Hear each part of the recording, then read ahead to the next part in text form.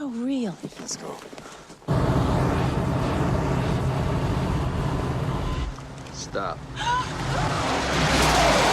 Salut tout le monde, j'espère que vous portez tous très bien. Aujourd'hui, vidéo assez spéciale parce qu'on va faire un petit comparatif. Et je vais pas vous cacher que ça va être super dur pour moi niveau caméra. Parce que là, juste là, je suis super loin. Je suis à peu près à un bras de la cam. Et je peux pas toucher à la première Batmobile. Donc voilà, aujourd'hui, comparatif de Batmobile. On a ici, que vous voyez presque pas, c'est la Batmobile du film de Flash. Et on a derrière la nouvelle Batmobile que je viens tout juste d'acheter, qui est complète. La Batmobile de Batman 1989. Donc le Batman de Michael Keaton. D'ailleurs, review la semaine prochaine. Et donc voilà, la figurine vient avec la Batmobile. C'est juste que je voulais faire les deux en même temps. Tout simplement pour commencer, la figurine, la Batmobile de Flash, pardon. Le truc qui gênait le plus le monde, c'était que le toit était gris et surtout, elle est super poussiéreuse.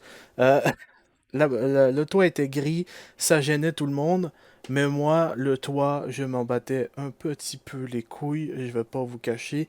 Moi, ce qui me gênait le plus, c'est qu'il me manque une aile. Et bien sûr, oui, elle n'est pas ici, elle a disparu. Vous l'avez probablement vu.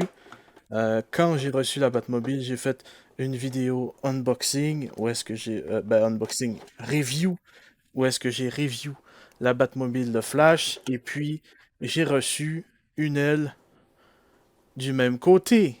Bravo! Et en plus, j'ai contacté McFarlane Toys pendant 2 mois pour qu'il m'envoie un colis, pour que finalement le colis soit renvoyé à McFarlane, et que pour par la suite, ils me disent nous n'envoyons plus de pièces au Canada. Merci, McFarlane Toys. Et donc voilà, là on est là aujourd'hui pour faire quelques petits comparatifs. Donc je sais pas trop comment ça va se passer. On va enlever celle-ci du chemin et vous la voyez, la bête de 1989. Et je vais pas vous mentir, hein, elle est magnifique et surtout j'ai l'impression que ça fait vraiment plus collection que celle de Flash.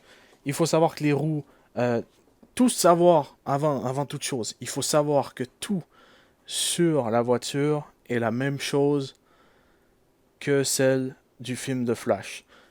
Il n'y a aucun nouveau sculpte, tout est pareil. Ça, on s'en attendait un peu. Ce qui est différent, c'est la peinture qui est totalement mate. Le toit est mat aussi, même couleur que la voiture. Le truc aussi qui est super différent, c'est les roues. Ils ne sont pas peinturés de la même manière. Ceux-là, ils sont argent-ish. Et la voiture de... Je l'avais dit que ça allait être dur. Et la voiture de Flash, eh ben, les roues, ils sont totalement noirs. Il n'y a que le truc au milieu de la roue qui est euh, tout simplement or. Bien sûr, sur celle-ci aussi, le toit s'ouvre. Il n'y avait rien à l'intérieur qui venait avec. Ils ont mis les ailes séparément. Donc ça, c'est assez sympathique. J'ai l'impression que toutes les commandes ont été tout simplement vérifiées avant d'être envoyées parce qu'il y a eu énormément d'erreurs au niveau des Batmobiles pour les ailes. J'ai pas été tout seul, il y avait 2 ailes gauche. Il y a eu beaucoup de droites qui sont parties ailleurs, j'ai aucune idée. Et donc, ouais. Et donc, voilà, le devant qui est totalement pareil. Je ne vais pas vous cacher que c'est approximativement la même chose. Juste ici, il y a une touche de gris. Bien sûr, la peinture n'est pas pareille. Là, je vous tiens dans mes mains. Essayez de ne pas vomir en chemin, s'il vous plaît. Donc, voilà, l'autre côté qui est pareil. Les 2 ailes qui sont ensemble. C'est génial. Et donc, je vous avais dit que la figurine venait avec Batman. Eh bien, le voici. Review la semaine prochaine. C'est juste pour vous donner un peu une idée à quoi ça ressemble ensemble. Et c'est incroyable, tout simplement. Donc vraiment, la plus grosse différence là-dedans, c'est bien sûr, c'est de la peinture, les roues ainsi que la couleur mat du véhicule. Là, je peux vous dire que les traces de doigts y paraissent de fou. Donc si vous voulez faire attention à ça, je vous jure que ça va être super compliqué. Mais sinon, il n'y a pas énormément de changements, mis à part que cette Batmobile de base était supposée être mise en vente sur Amazon, mais au Canada, je ne sais pas pourquoi, on n'a aucune exclusivité Amazon qui se met tout simplement sur Amazon. Ça ne fait aucun sens. Et donc, j'ai eu cette Batmobile-là pour la somme de 149,99$ chez Toy Snowman. Ce n'est pas sponsorisé, mais c'est un magasin que j'aime beaucoup et qui commence à avoir beaucoup de qualité de plus en plus parce qu'ils ont repris la ligne McFarlane Toys qui avait abandonné auparavant et ils ont des trucs plutôt sympathiques ces temps-ci.